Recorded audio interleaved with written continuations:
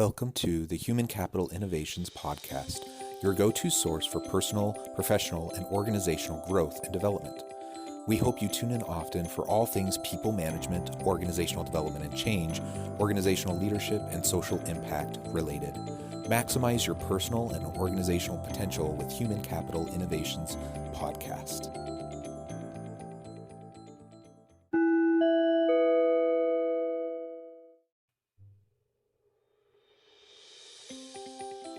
Welcome to the Human Capital Innovations Podcast. In this HCI podcast episode, I talk with Marjorie Walkerton about how change impacts individuals mentally and emotionally, and how to break down resistance to change within organizations.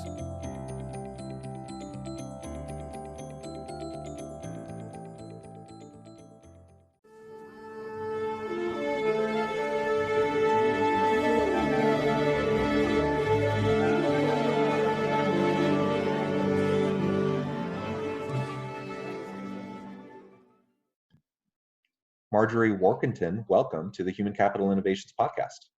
Thank you. I'm super excited to have the chance to talk with you today. We're going to be discussing something that is near and dear to my heart, and that is change. Change is ever present in the world around us, and right now we're in the middle of this pandemic and recession, and there's lots of geopolitical dynamics going on. Social strife and angst and all sorts of stuff humming around us just as a broader societal context.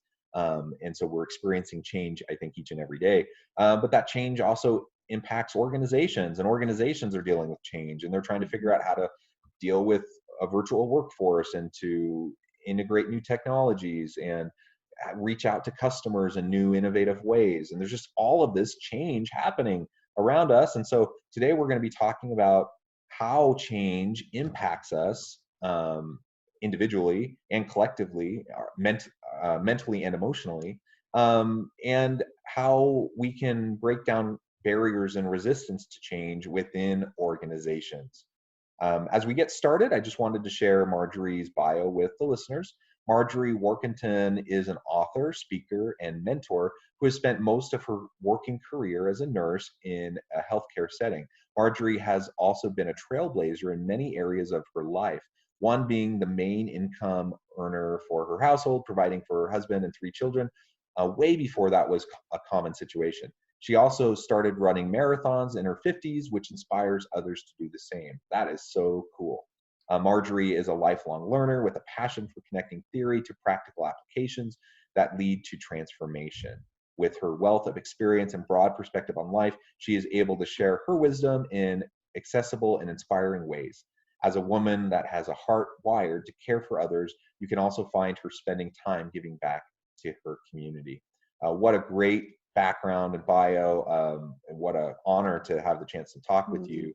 And I love the part of your bio where it talks about connecting theory to practical applications that lead to transformation, because I think that's what we all need to be doing all the time. You know, I consider myself a scholar practitioner. I'm a professor. You know, I do the university teaching, and I really do some esoteric research, you know, and I publish in academic journals, and, you know, that has its role, that has its impact.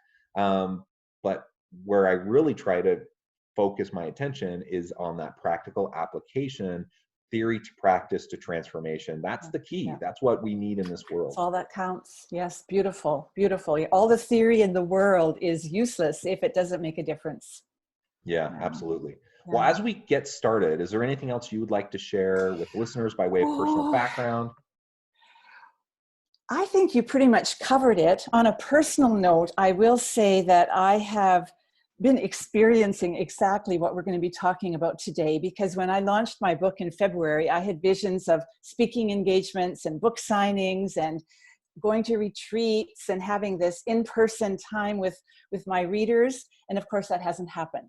And so I would like to share that it's been a huge adjustment for me to switch to the virtual world of sharing the good news of my book and what I'm about, what my values are, and doing that in a way that is often quite lonely and I don't really know where it's going. So I'm delighted to actually see you face to face today and have this conversation.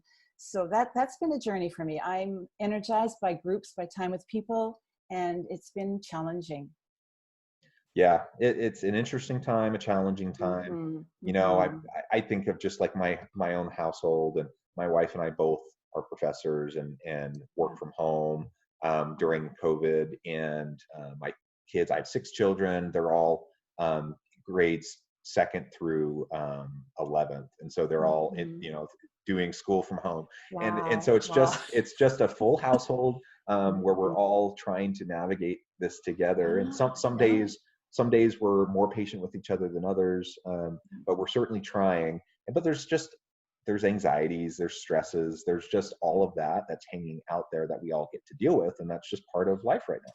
Yeah, yeah, I hear you. Yeah. Well, so I know you do a lot of work where you talk about the mental and emotional kind of impacts from all the change that we face. So Mhm. I'm hoping maybe we can start there, Okay. and if you can share a little bit of what you've seen, both in your healthcare background, but also Mhm. in your mentoring, coaching type of work. Mhm. You know, Mhm. what are the types of things that people are dealing with, or rather, not the types of things they're dealing with, but the types of responses, the types Right, of right. Okay. coping mechanisms, the types of ways that they're dealing with um, Mhm. the change in their lives, both mentally and emotionally. Mhm. Mhm. I would say the first thing that comes to my mind is that, and this is a trite quote, and it's so true, that change is inevitable. Now that's always been that way, and now it's just right in front of our faces. Like there's no getting away from it. And the thing that I am aware of from my own experience, and also from working with teams, healthcare leaders, is that different people have different ways of responding to change. And so one of the things I did in my workshops and things was kind of a baseline, getting to know what is a personality like. And there are people who thrive on change. They really like the adventure of something new happening. And then there are others who fear it and who just all they want is control. And what I'm noticing in this time of global change, and there's so many stresses politically and structurally, financially, emotionally, with marriage and partners and children. You mentioned that. There's even those people who love change are finding it challenging. And I think the bottom line is that it's a sense of lack of control. There's just, I have no control over anything. Now, again, that's nothing new. That's true no matter what is happening in the world. But right now, it's becoming so evident. And so I think a resistance to change is, don't tell me what to do. Don't bring more stress into my life. I liked having my office in the corner of where we had our business. I want to be there. I don't want to work with my children underfoot. I don't want to have to set up a computer at home. I just want to have comfort. I want to know what's certain. And of course, that's one of the things that's not possible right now. I think the other thing, a lot of leaders want to have that team connection if they're really looking at how teams work well together. And if there isn't a sense of camaraderie and connection, respect for each other, chances are there's not going to be that synergy and productivity that we're all looking for. And that's very challenging in this time of Zoom meetings and virtual calls. And how do we even really stay connected? So I feel for leaders at this time. I'm not active in the workplace right now. And I'm imagining if I would have had to give up my in-person workshops and my leadership team meetings and that even one-on-one conversation with challenges that people are having, I think that's one of the things that's causing resistance right now. Is it's just plain hard. Yeah, yeah, it is. And I think you're absolutely right, you know, and with regards to human nature, you know, we like stability, we like Mm-hmm. predictability, we like control, we like you know, we like to at least have the mirage of thinking we know what's coming. Exactly. You Yeah. know, it's Yeah. never been the case. Like, we never actually I know what know. the future will Yeah. hold, but we Yeah. do kind of get lulled into a sense of Yeah. comfort, you Yeah. know, through Yeah. through certainty, or at least, Yeah. you know, Yeah. faux Yeah. certainty, you know. And so I think most people do prefer to live life that way. They I think like so too. they like Yeah. predictability and certainty. Now, not Yeah. everybody, and some people Yeah. truly, you know, just they love the adventure and they embrace, you know, Yeah. everything. But those types of people are probably much fewer and far between. And so I think we're constantly dealing with just the innate human survival instincts, you know, that we have. And we want to be able to Yeah. make Yeah. it through these Yeah. difficult times, Safely. Yeah. and safely, yeah. And so it's difficult. Yeah. And so, you know, whether it's at home, whether it's in our neighborhoods, in our communities, in the workplace, Mhm. I think that's what we're up against when change is afoot. And that can be big societal changes like we're dealing with right now, but that can also be, you know, even relatively small Mhm. organizational changes, you know, a shift in Yeah. policy, a new product or service, bringing a new person onto the team in the Mhm. workplace, Yeah. Yeah. whatever. We're always dealing with those types of change. Yeah. One of the things that I think has helped me in my journey of approaching change is I know my personality is such that I want to be part of the process. And I can remember when I was working in the healthcare system, if I was just told, oh, this is a new policy, or by the way, this is what's happening, I had huge resistance. I just thought, it's not like I didn't necessarily want to do the change. I just want to be part of the process. And I don't think I'm alone in that. And so as a leader, if a person can be aware as much as possible, including the team in some of the process. Now I realize some things are not able to be shared at certain times, then just say that, okay, this is all I know. This is what I can share with you. Let's do this together. And so there's a respect for the intelligence and the willingness. So imagining that my team actually is willing to go in this direction, not making up a story that they're resistance and labeling them as problems. And maybe they have some gifts that they can bring to the process of change if I as a leader am willing to ask them, look for it, and look for what I want more of, rather than just focusing on the problems and the resistance.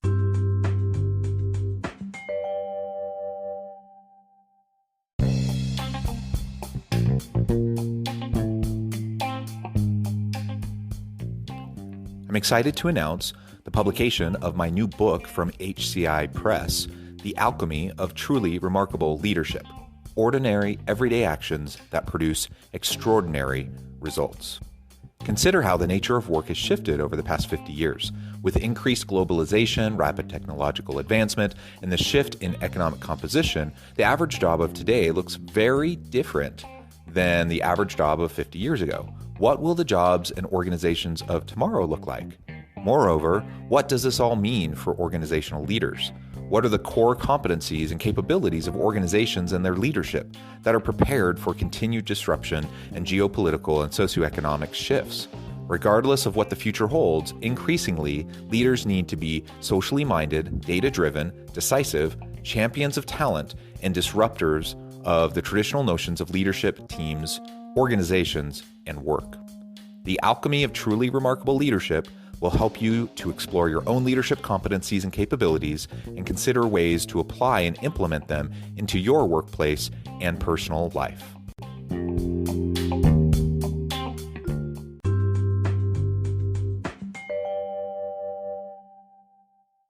I think labeling is a huge disservice, no matter who we are. As a parent, as a leader, as an office manager, it doesn't matter.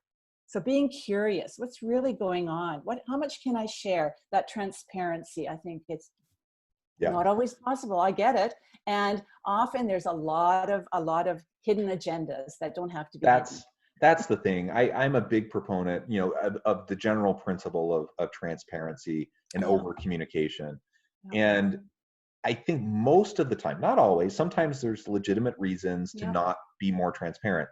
But most of the time, when leaders try to make justifications for not being more transparent, Mhm. it actually is because of those hidden agendas and personal agendas and kind of the backroom politicking. And it has really nothing to do with what would actually be most useful or Right. successful for the Yeah. organization or the people. So as a general rule, I think we need to push ourselves towards more communication, more transparency when it comes to change initiatives within an organization. And I think you're absolutely right that employees want to be involved to some extent. I did. Yeah. Yeah. I mean, and not everyone wants to be involved at a super high level, but people want to be informed at a minimum, Yeah. and they want to be involved in the process. And so as long as you make a good faith effort to involve people and to have discussions and to be transparent, I think most people, even though they don't like change, even though they'd like things to stay the same, if you can explain the why to them and really share with them, help them understand why this is important, then most people will come around. Yeah. The other piece that just came up, if I can interrupt you here, is the idea for me of accepting what I can't change. Now, that's a really hard one for me. And I think there's times, whether it's in the workplace or in my home life or with my relationship with my husband, if I focus on what I can control, then there's a sense of ease, and I'm not spinning my wheels it shouldn't be this way. That's one of my downfalls. As soon as I hear myself saying that, I think, okay, it's time to step back. What do I really want? And can I take steps for that?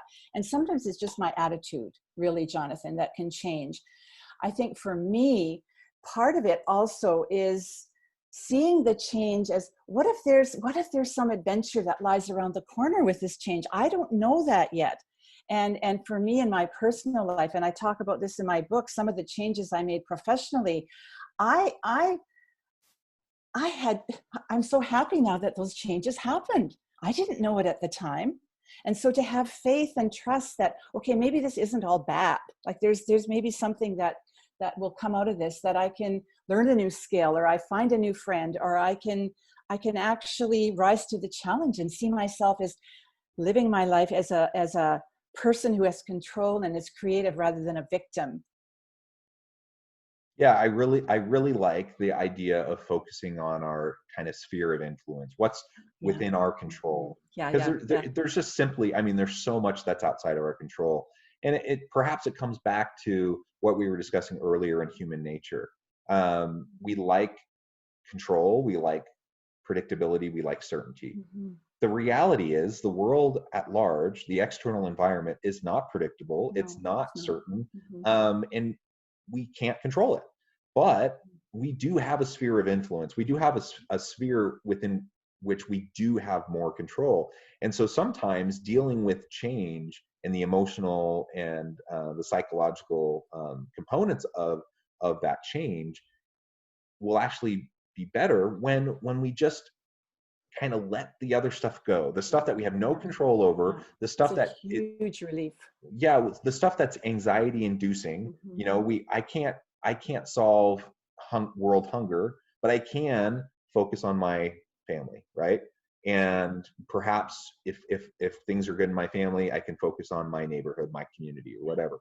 But we start with what we can control, and then we build from there. And that will allow us to be more grounded. And then the influence grows. Absolutely. Yeah. So as you're talking, I'm also reminded of the importance of setting boundaries for myself.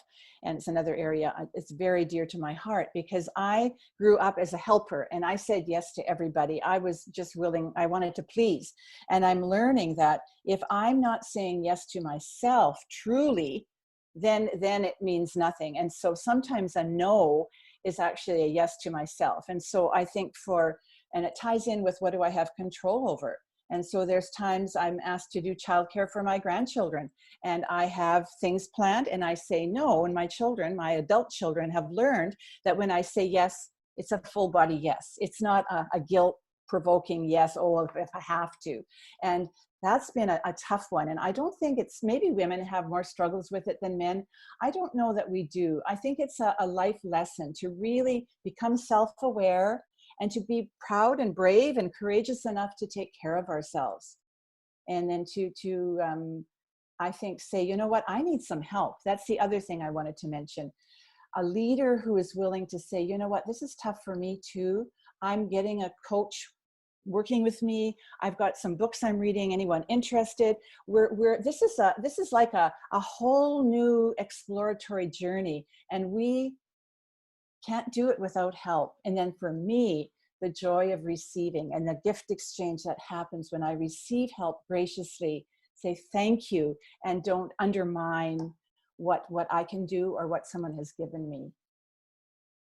Yeah, yeah. I think one of the best things we can do, particularly during times of turmoil, high anxiety, and stress, whether that's at home, in our community, or in the workplace, is to surround ourselves with like-minded Yes. people that are willing to support each other, right? Yes. And so, and when I say like-minded, I'm not saying we need to be a monolith, like we need everyone around us just like us, but I'm saying people who share in purpose, right, and mission. And so if we're in the organization, we're within the workplace, and I'm a leader and I'm trying to deal with the stresses and everything around COVID and how to help my team be successful, but largely work remotely, or whatever, tack on all those things. Yeah, to the extent that I feel like I have a trusted team, a team of people that appreciate and respect each other, who will support each other, that is a much heavier lift for me as a leader in that kind of a situation, especially if I'm rolling out new policies, new changes, new systems, new processes. But if I'm a leader that doesn't have that support, or I'm a team member where I don't feel like I have that support, that changes the dynamic completely. Yeah. And now it's going to reduce the likelihood of that individual either being open and willing to embrace the change, or being able to psychologically, emotionally, to deal with it in a productive way. Yeah. And so what I hear you saying too is normalizing the fact that people may need extra support emotionally or mentally or physically or financially during this time particularly, and to have that be a gift, that's something that we are willing to talk about. It's not a shameful thing. It's not a deep, dark secret that so-and-so is going to see a therapist or whatever. It's their story to tell. Don't get me wrong. At the same time, to find ways to acknowledge that really what's happening is the uncertainty and the lack of control is just being showcased in a way that never was until now, in quite the same way.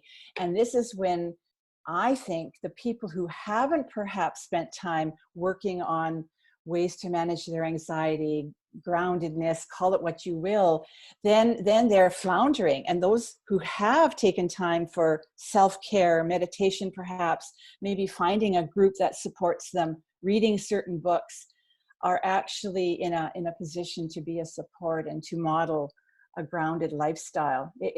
I'm very aware of that in my work and in my own life. Yeah, great thoughts, great tips. Well, Marjorie, it really has been a pleasure talking with you. The time has flown by. I know. Is that it? Do we have to quit? Unfortunately, our time draws close to a close, but perhaps we can continue this discussion another time, because it's a really important one. But I do hope listeners will consider, what kind of self-care are you doing to deal, with the emotional strain right now? How do you respond to change, both at home and in the workplace? And as a leader, what do you do to support those people that you lead, that are a part of your team, as they're responding to change? I hope these are the types of questions we're asking ourselves and thinking through. Marjorie, before we close today, I want to give you the last word and give you a chance to share with listeners how they can get connected with you and find out more about what you're doing. Thank you. I have no speaking events to announce. I am quite active in podcast interviews and guest blog posts. And so my website is the best way for people to learn more about me, marjorieworkington.com. And also I'm on LinkedIn, Instagram, Facebook. I have a business page there, inspiredjourney.com. And I would love to hear from people. And this brings me a lot of joy to have this conversation with you, and to realize that there's many of us who are really wanting to live a life that's not filled with victim and anger and resistance, rather joy and peace and courage. That's my hope for our listeners. Wonderful. Thank you. That's my hope too. It has been a real pleasure talking with you, Marjorie. And I hope everyone will consider reaching out to Marjorie, get connected, find out more of what she can do to help you. I hope everyone will continue to be healthy and safe, and that we can all find meaning and purpose in our work and in our journey each and every day. And I hope everyone has a great week. Thank you. Thank you.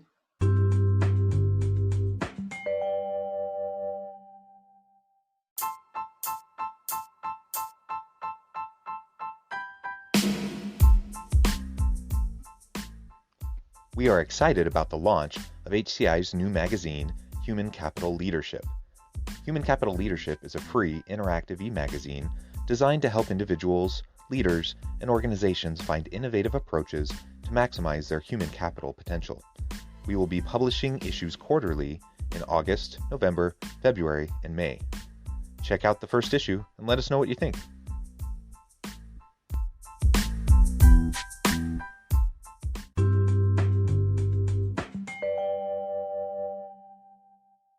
Thanks again for joining us for this episode of the Human Capital Innovations Podcast.